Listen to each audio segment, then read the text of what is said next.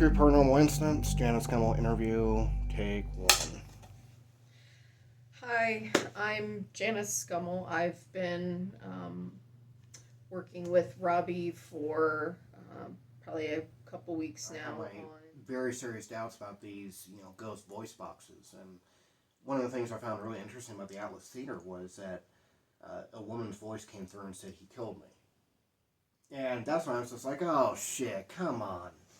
And you looked up on Google, did somebody get killed at the Atlas Theater? And you said that there was a pastor that found out his wife was in prostitution, and he killed her at the Atlas Theater and killed himself.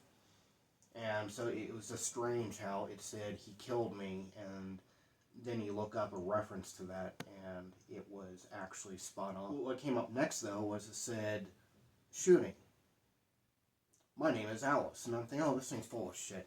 It's just doing everything and, going off for no reason. But I had that gut feeling. It was just like that small, still voice in your mind saying, check this out, check this out, check this out, reference it.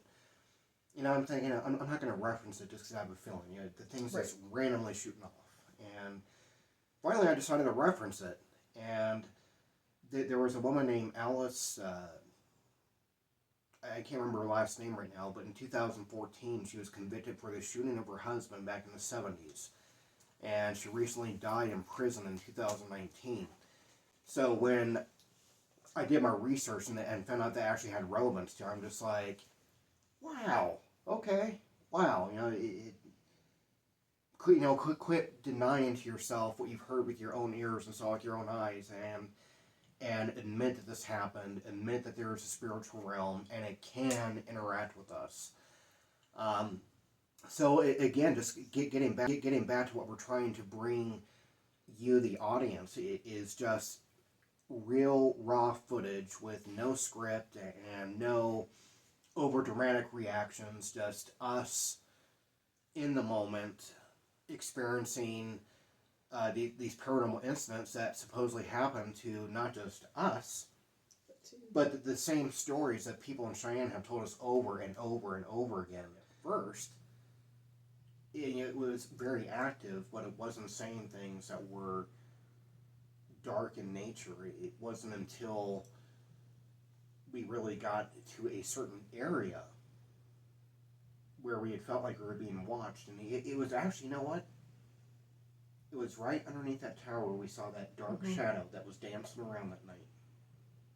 That's where it stays the coldest. Yep, and that was, because when we got back around to that part, because I just remembered that, when we got right back around to where that tower is, that's when things took a turn for the evil.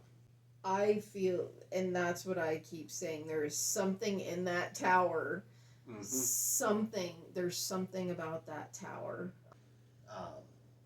On one of the ghost boxes, you would hear a voice saying things like, "malicious," "malefic," whereas the other app is a AI generated voice.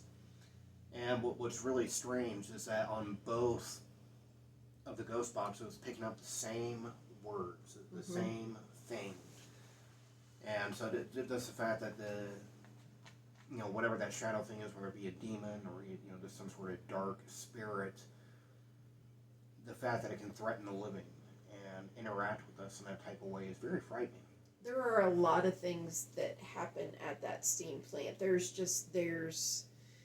I want to know the stories, though. I want to know everything that happened there. There's a lot of activity, not just even voice box wise, but I mean, you get out and you walk around, and it's just instantly you feel like you're hit 20 different times, if not it's like more. A pressure on your chest. Yes. Nothing like what we had at the steam plant, where it was just shooting off these horrible words directed, mainly at me, then at you. When you asked a question, I started saying stuff to you.